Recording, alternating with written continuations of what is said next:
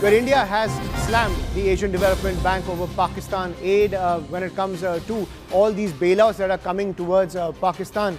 Now what we're learning is that the Asian Development Bank's aid to Pakistan is something that India has raised an alarm over. It has warned of the misuse of funds amid rising defense spending and the falling tax revenue. Funds may boost military, not reforms, is the alarm coming in from India. India has questioned Pakistan's reform track record and also talked about the IMF bailout history. India has also pointed out that the army still controls the economy and has flagged Pakistan's military's deep role in the economic and political decisions of the country, namely supporting the entire terror infrastructure. I'm joined by my colleague Pallavi Ghosh on the broadcast. So Pallavi, right after the IMF bailout, also a similar line came from India, given the fact that there have been multiple bailouts over so many years from the IMF, and now that same alarm going to the Asian Development Bank, because clearly the driving force in the Pakistani economy is the Pakistan military.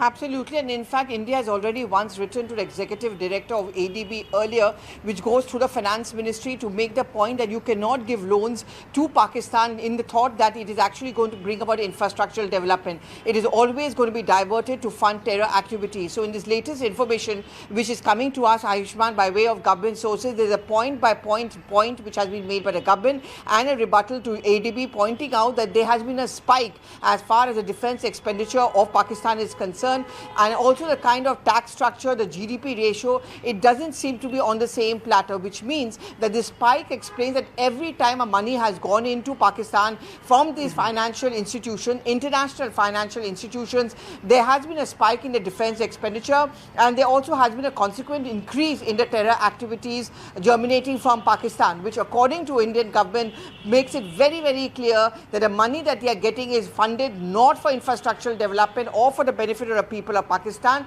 It is actually only helping to fund terror, and therefore it will be disheartening if international financial institutions like the IMF, ADB give further loans or money to Pakistan. And this is also going to be made one of the benchmarks for a stronger argument for why Pakistan should be brought under the grey list. Right, but India's diplomatic efforts are also seeing, Pallavi, these kind of bailouts coming in from several multilateral organizations, but also there seems to be an ignorance by the international community of the voices coming in from Pakistan itself. We just heard recently that a Pakistan minister has said that the national budget, half of it will be used for debt management. So clearly Pakistan's economy is not in order, and also we're seeing the revival of the terror launch pads. So clearly India raising a legitimate alarm at these multilateral forums.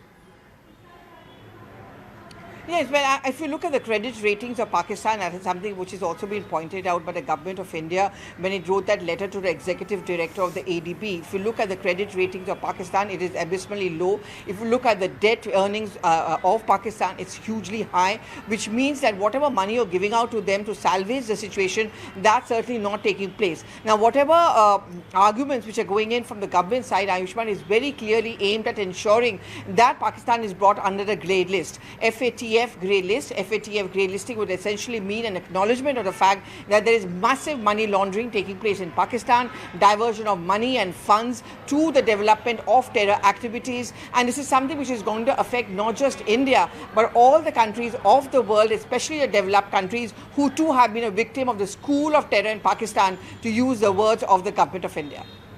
News18.com marches way ahead of the Times of India with 38% more users on native and social platforms. Network 18, the undisputed leader of news networks, way ahead of the Times.